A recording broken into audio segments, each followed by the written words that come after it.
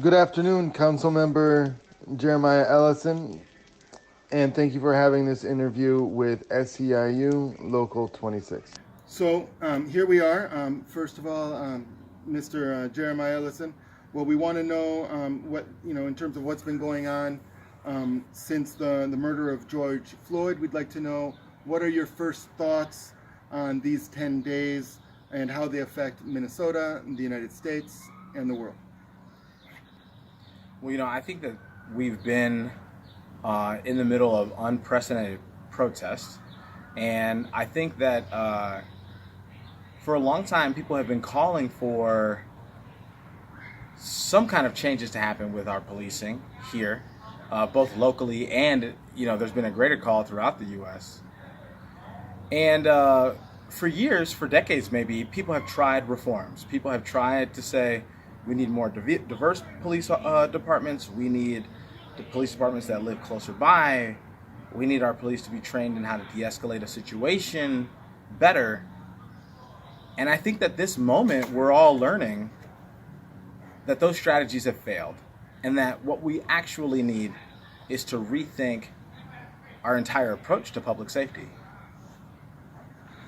So, what are some of the structural changes that you're envisioning for the police, but not only for the police, but also the deep societal changes that we need for the African descendant population and the general population of Minnesota?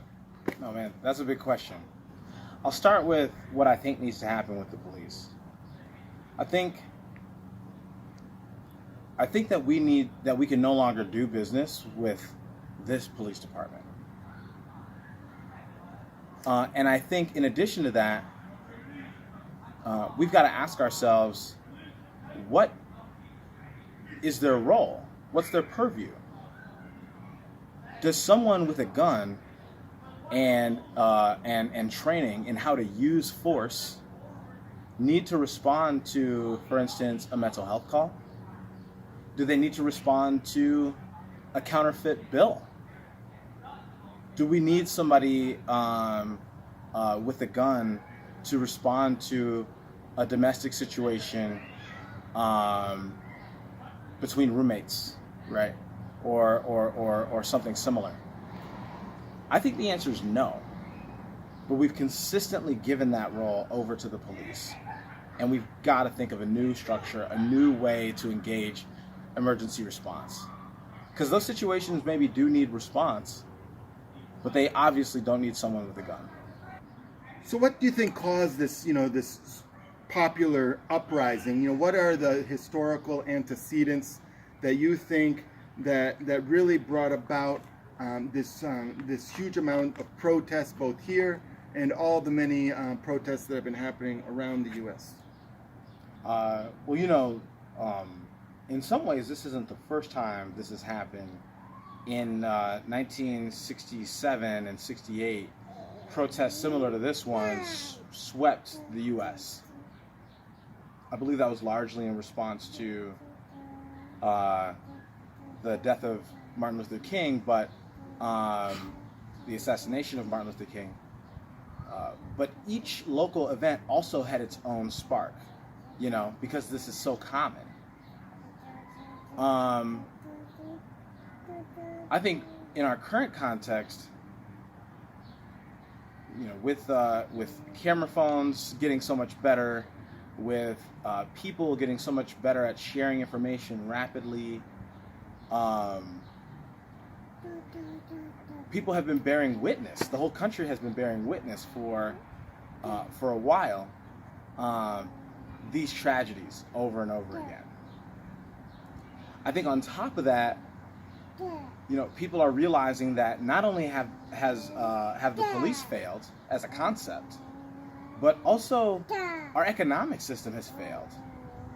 And nothing is making that more apparent than the pandemic that we're currently in. Who would have thought that just 3 weeks of people not spending money was enough to just sink the entire financial future of a generation, potentially. I think all of that anxiety, those realizations, have driven people to really question conventional wisdom when it comes to safety, when it comes to how they're going to feed their families, when it comes to a lot of things. I think people are just questioning those concepts, and they desperately want things to change. So what do you think about Trump? His reactions, the diatribe that he puts out. The fact that he's saying that the mayor of Minneapolis is some radical left winger. That Antifa is a terrorist organization. What do you got to say about that? I think that I've given up hope that we're going to get any kind of focus or leadership coming out of the White House. And, people, there used to be a saying that all politics are local. But I think that with the way that local electeds have had to step up, especially with the lack of leadership under a Trump presidency, we're realizing that all politics are national because local leaders are sharing ideas with each other. We're reaching out and networking more than ever before. We're seeing that while we might just be elected by our neighborhoods, that what might work in Denver or New Orleans or New York is also going to work in a place like Minneapolis, and vice versa. And so I think that Trump has forced us to work better together. Also in Colombia, just this last week, an Afro-Colombian was also murdered. In Colombia is one of the countries with the highest rates of murder carried out by the police and by the army. And sometimes, there's no reaction. And by the people. And, so you've had 10 days of experience, but you've also, participated in struggles, within the neighborhoods for a long time. Yeah. Can you share some sort of successes about what you do that has been successful? Is there something you could highlight to share with people in Colombia? I think it's always important to take lead from the people of a given area. So I won't suppose that I'm best informed to tell people in Colombia how to respond against police violence. Because I also know that police violence can be,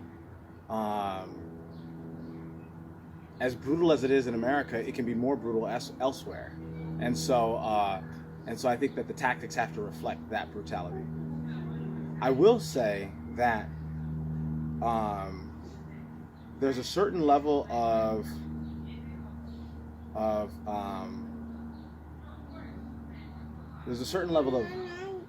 creativity that can come out of an organized movement.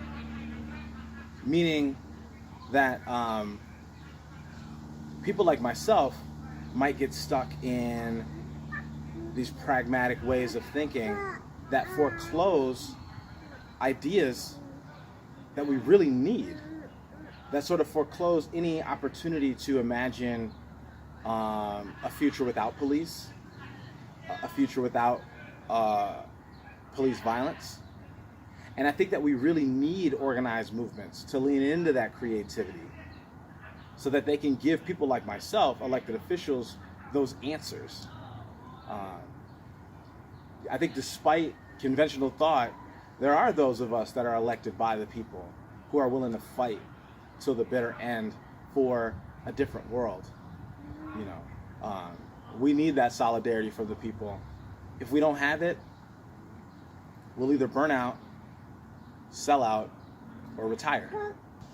So, do you believe there really exists a racial tension between Black and Latino communities in the U.S.? Yeah, I think that communities are often pitted against each other by a context or a system that thinks it can sow division.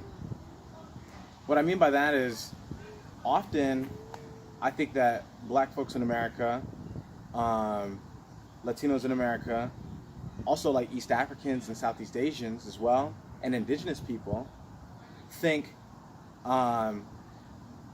if my community has it hard, it's because of that community. I think we're sold that narrative. I think what we need to recognize is that solidarity actually gets us justice.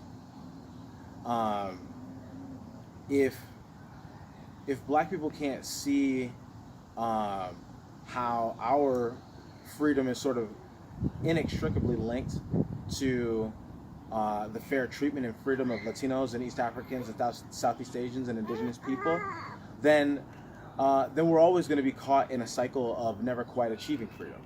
I think the same is true for those other communities, right? But you see it, right? You see anti-Blackness in some of those communities. You see very like immigrant sentiments in the Black community, and I think that what's required in order to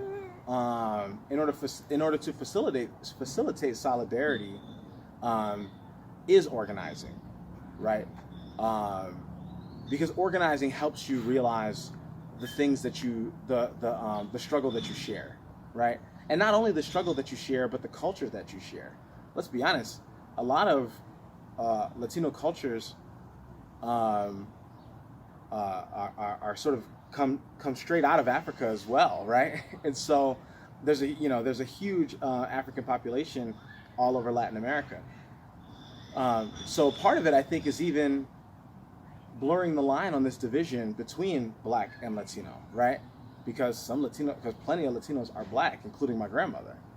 So I think that organizing is going to be it, and I hope that in these moments, when we're seeing both Black businesses and Latino businesses affected by this crisis, that instead of fighting over the same piece of pie, we can realize that there's a broader economic system that doesn't want us fighting for what we deserve.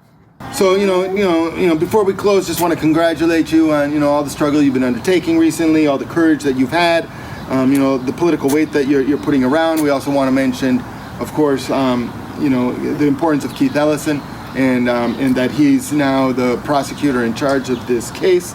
But as a final message, I just would like to know, what you can think and what message you can send out. Colombia has a huge humanitarian crisis. A young man by the name of Nelson was just murdered last week. What message could you give to him and all the victims of the conflict in Colombia?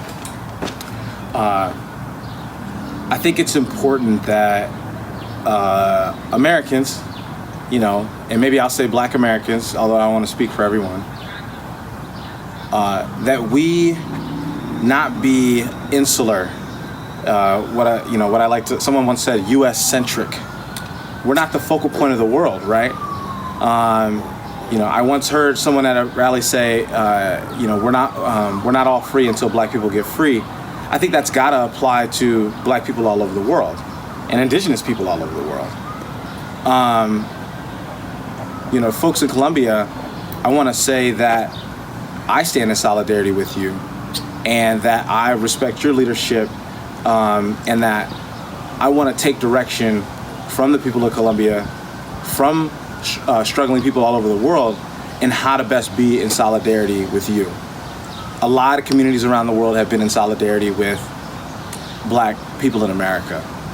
I think that we've returned that solidarity, but every couple of years we sort of forget to not be U.S. centric. So let us know. What is the best way to stand in solidarity with you? Because I think it is critical that we do.